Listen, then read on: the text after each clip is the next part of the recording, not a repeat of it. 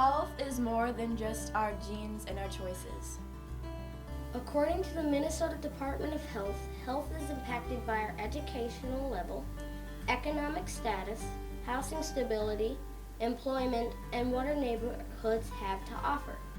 The Blue Cross Blue Shield Foundation supported the Myers-Wilkins Community School Collaborative to look at how this works in the lives of students like us. What we've been looking at is addressing the social determinants of health through school-community partnerships. Part of being engaged in community development is ensuring that the residents of the neighborhood are involved. And often what we find is that the parents aren't coming to those community meetings. But if we look for an opportunity to find them, they're at the schools with their children. What I've seen with Myers-Wilkins in particular is that the school was very, very good at working with families and after-school programming. This includes programs that connect with the classroom, building and caring for school gardens, hosting the Steps to the Future powwow, and running the Hillside Youth Theater during the summer.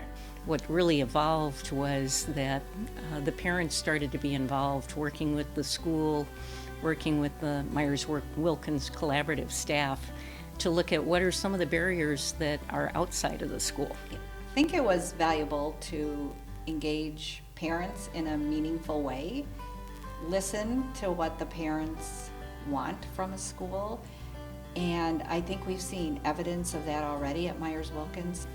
We use focus groups to get input from both parents and students. I guess what I remember from the focus group is getting cameras on the bus. My children don't ride the bus, so I didn't realize it was such an issue. And that's why we need certain parents to be coming to those parents that have those kids on the bus. These parent focus groups raise issues that the school staff didn't expect, but definitely were related to student health. The focus groups also brought forth other issues. And as a parent, what I find is that it's difficult when you work 2-3 jobs to try to seek out any medical attention that you need for those who may suffer from any type of mental health or other health issues. But now parents are saying to us through our parent focus groups and then also individually, that's great, but we need additional services. We as adults need some of the dental services. We also need help finding our doctors, finding our dentists. We need help with mental health support. So the school collaborative has worked to bring more services to the school. One is support for mental health by having a therapist in the school. So our kids get the services when they need it, and they also have that personal relationship with us, not just seeing us once a week for an hour, but they see us daily. So we definitely have that relationship piece and trust that a lot of practitioners don't have that aren't in the schools. Another connection is with the Duluth Family Practice Center. A lot of our patients are right here at this school, and so that's what's lovely, to be right in this community. I can see that partnership, and we would love to foster that partnership in any way we can. This project provided the foundation to go even farther. Myers-Wilkins School recently received funding for a family health coordinator and a community health worker to be at Myers-Wilkins to build support for health and well-being. Which is great. It shows how important it is for the school to work together with families and the community agencies. This cooperation is at the heart of the collaborative.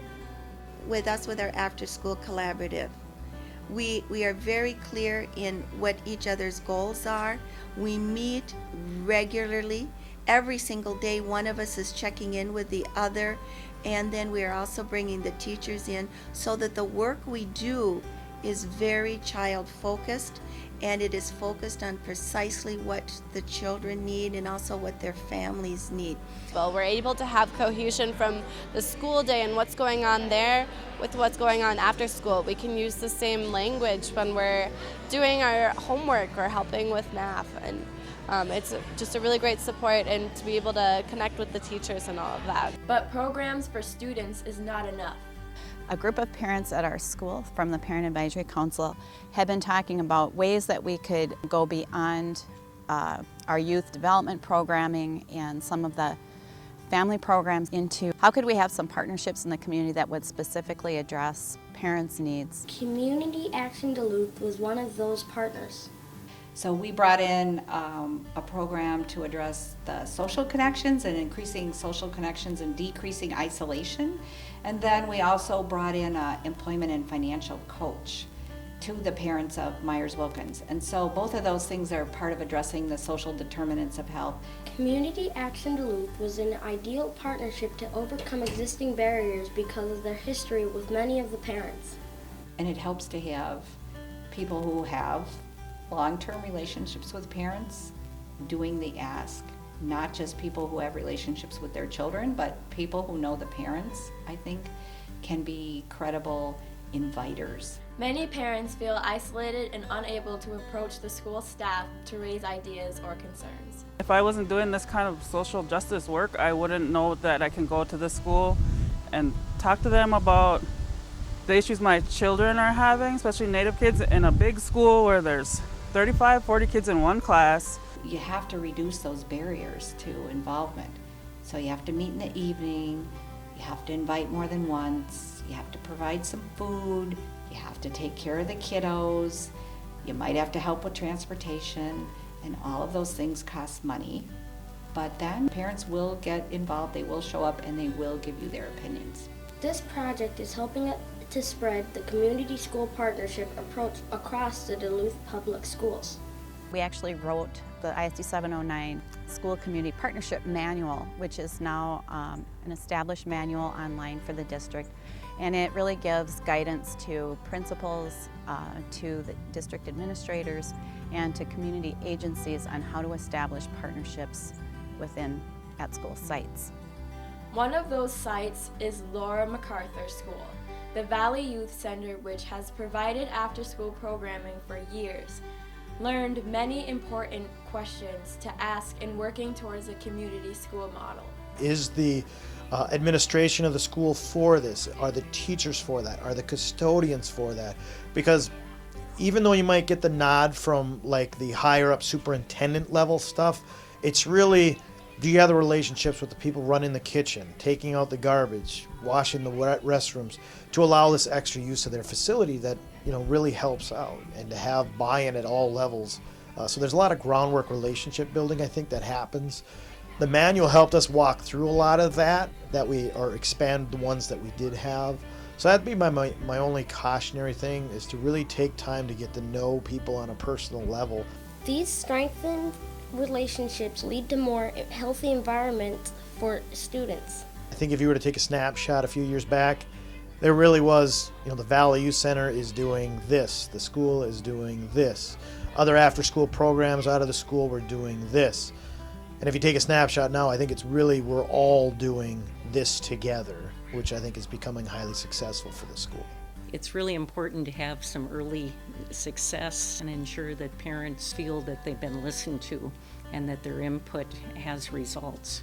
And one example at Myers-Wilkins was that the parents identified in the focus groups that bullying was a big problem, and in particular on the buses. The school personnel heard that, and cameras are now on the buses. So it was immediate response, and it was a signal to the parents that it makes a difference to be involved in the school. I'm very happy that this is happening, and that Myers-Wilkins is going to be the first model in the city of Duluth. And we hope to expand in Lincoln School and hopefully throughout the other schools in the city and the state. Our health as students is so important for the future of our community. And the health of our community is so important for our future as students. We're so glad to see school and community working together toward a healthier future for all of us.